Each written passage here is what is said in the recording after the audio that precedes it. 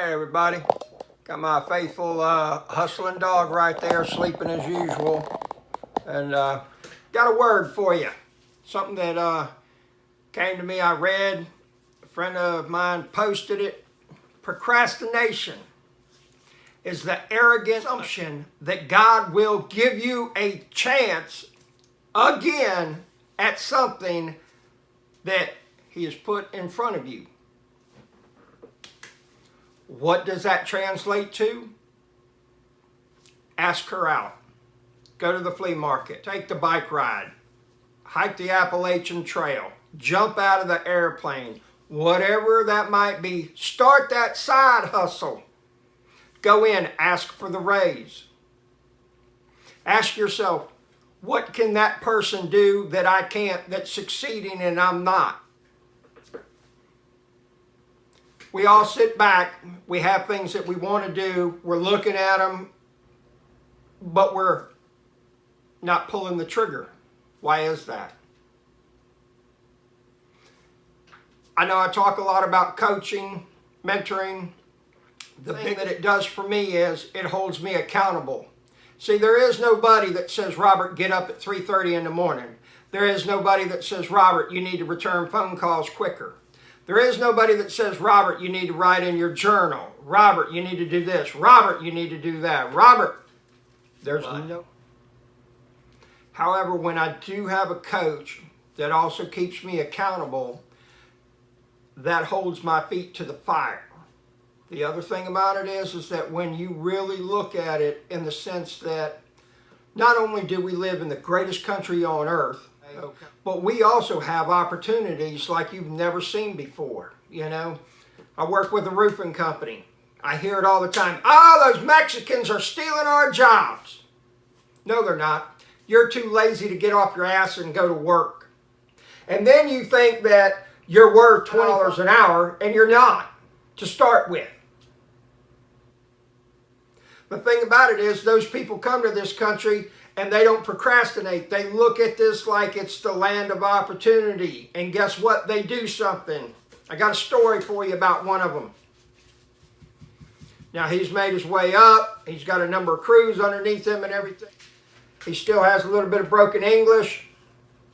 We were talking. He said, there's a house that I want to buy.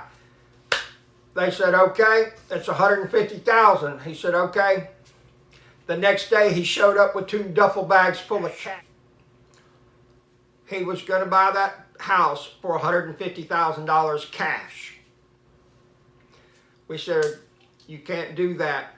You have to buy property, and, you know, there's got to be a paper trail and everything like that, accountability, security. You cannot buy, legally, you can't buy real estate with green cash any longer. He said, not a problem. I got that money in the bank also. There you go. Ain't no lazy Mexican there. Hard working, land of opportunity, non-procrastinating. Let me tell you again, procrastination is the arrogant assumption you're going to get a second chance of what God's given you already. Can you hear me now? Figure out who's got your money. Be productive, be profitable. Enjoy this day. I'm getting together with some people that I love. Unfortunately, it's not the greatest occasion in the world.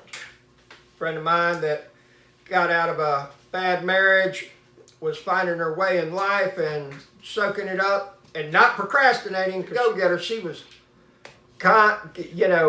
90 miles an hour everywhere she went and what she did and everything like that. There was not a wasted moment in her daily activities. Unfortunately, she had somebody pull out in front of her at Thunder Beach, and so she lost her life.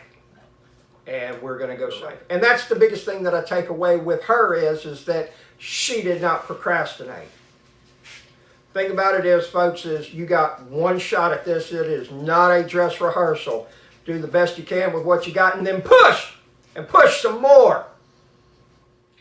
It's biblical. We were created in His likeness. Do you think God made junk? His Son was no junk. Neither are you. You are destined for greatness. It's your job to take your seat and make it happen. Okay? If you don't see yourself doing it, I guarantee it ain't going to happen. All right?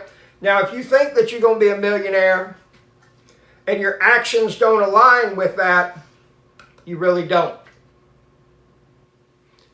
And if you get that out, read some books on millionaire habits. I can tell you a couple things right off the bat. They invest more than they spend.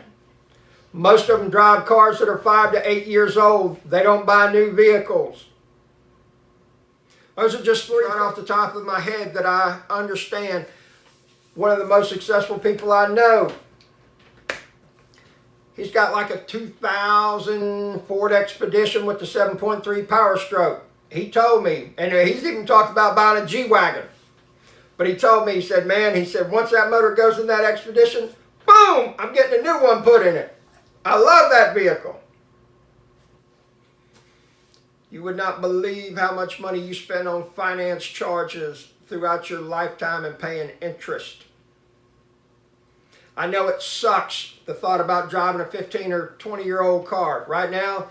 And y'all help me out. I'm looking for a 94 to 96 Fleetwood Cadillac.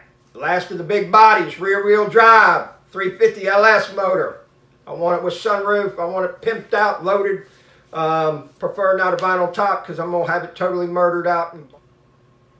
But here's the thing is, 350 Chevrolet, motors all over the place, parts are cheap. Can't beat the ride of a Cadillac.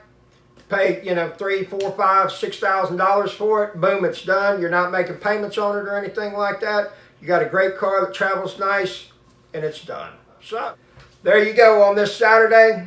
I'm about to get showered, head out the door, run some errands, and then do a celebration of life. I hope you have a phenomenal day. Be productive, be profitable.